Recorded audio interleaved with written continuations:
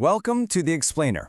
Right now, there's just a massive amount of buzz around time series foundation models. We keep hearing all these wild claims about AI predicting the future, but what does that actually look like under the hood? Well, today we are going to completely demystify it. To do that, we're using a super accessible 202 million parameter model called T0 Alpha. It was released by the forecasting company, it's fully open source, and honestly, it is the absolute perfect interactive guide to show us exactly where this technology stands right now.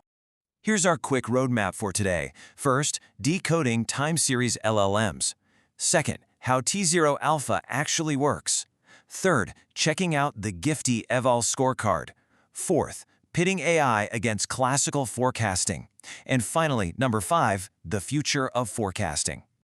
All right, let's dive into Section 1, Decoding Time-Series LLMs.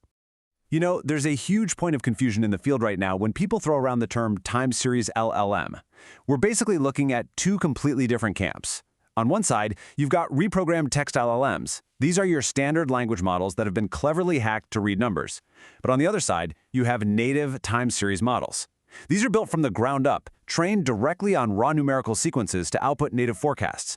Our focus today is strictly on that first group, the native models, because their shared recipe has become incredibly stable and, frankly, super powerful. Moving right along to Section 2, how T0 Alpha actually works. So, just like text LLMs need language tokens to, read a sentence, a time series model needs a way to digest raw numbers. T0 Alpha handles this by taking a sequence and chunking it into fixed windows, or patches of exactly 32 time steps. It processes those patches through a causal transformer. And by causal, I mean it can only look back at the past, strictly no peeking at the future. Finally, it emits probabilistic future quantiles. It doesn't just draw one confident magical line into the future. It maps out a whole range of probabilities. Now, since T0 Alpha is giving us probabilistic quantiles, meaning it's telling us not just its guess, but exactly how confident it is, we need a rigorous way to grade it. Enter CRPS, or the Continuous Ranked Probability Score. It's kind of like a Goldilocks metric. It rewards a model for being accurate, sure, but it actively punishes a model for having incorrectly narrow confidence that misses the mark, or for giving an unhelpfully wide forecast that avoids being wrong by basically saying nothing at all. Okay, Section 3, the GIFT-Eval Scorecard. Let's see how it actually performs. Let's look at the numbers. On the massive GIFT-Eval benchmark, which tests across 97 highly diverse configurations, T0 Alpha nailed a normalized CRPS of 0.4941. To put that into perspective, the baseline here is a seasonal naive model, basically a super simple setup that just repeats data from the previous season. A score of 1.0 means a tie with that baseline. So at roughly 0.49, T0 Alpha has literally chopped the probabilistic error in half. But honestly, aggregate scores, they only tell half the story.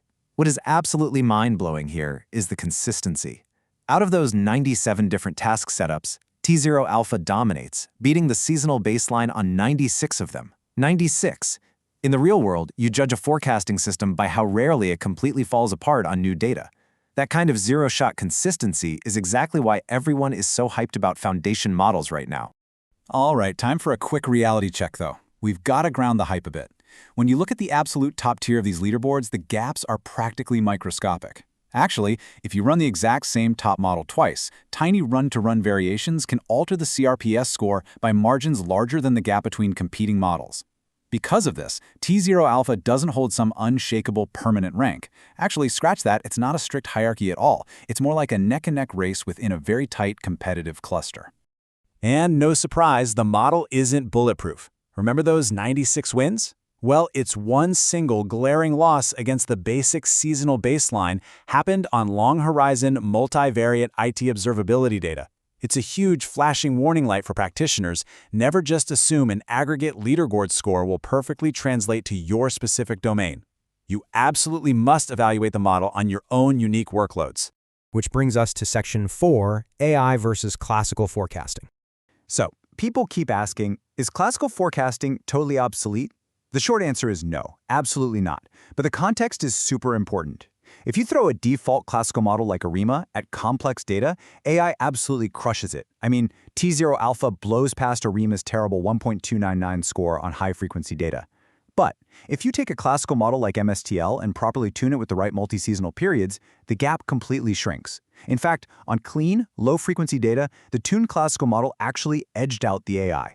The key takeaway here is super pragmatic. Do not throw out your classical forecasting tools just yet. Keep that tuned classical stack for your nice, clean, structured data.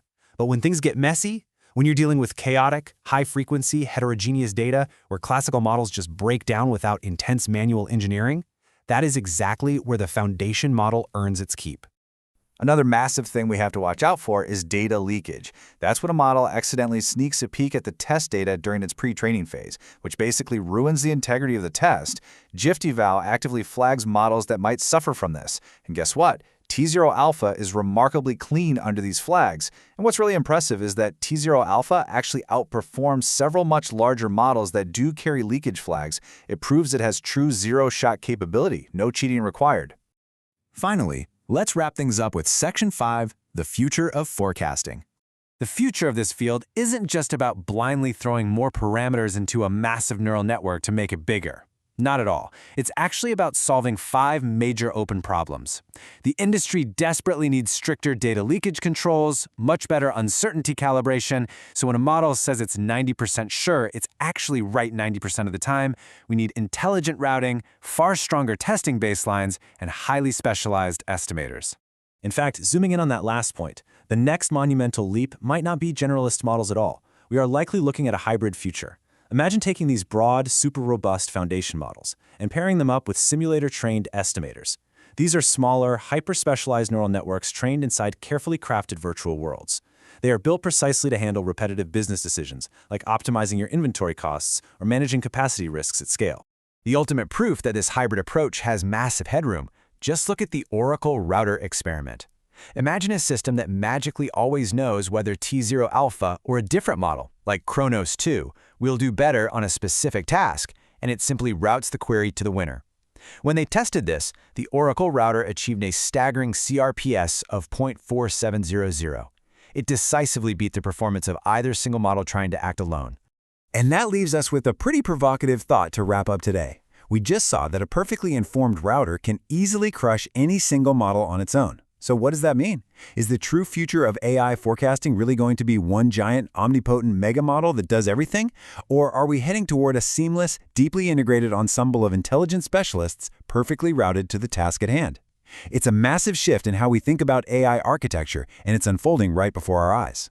Thanks so much for joining me on this explainer, and keep questioning the future.